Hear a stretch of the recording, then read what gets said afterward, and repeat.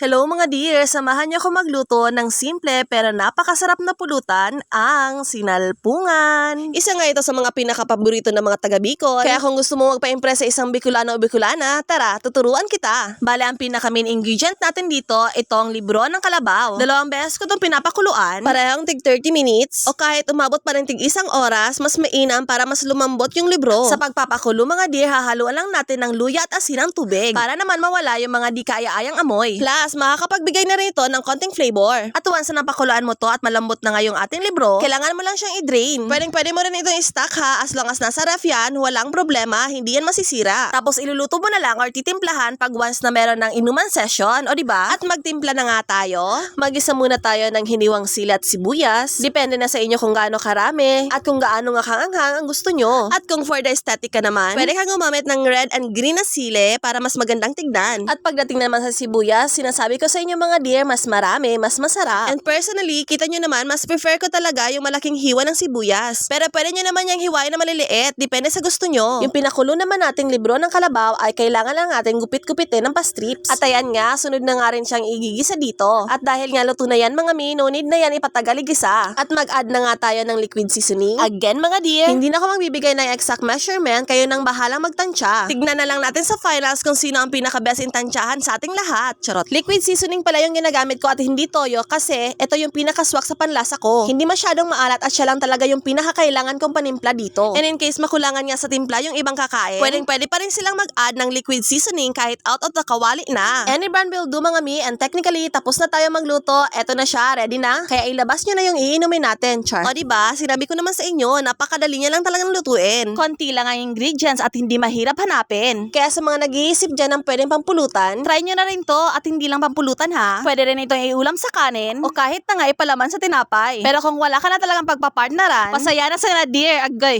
Kaya ano pa nga bang inaantay mo? Bumili ka na ng mga sangkap at magluto ka na. And I'm telling you dear, siguradong babalik-balikan ka ng kainuman mo sa sobrang sarap mo. Sa sobrang sarap pala nung niluto mong pulutan, ang sinalpungan.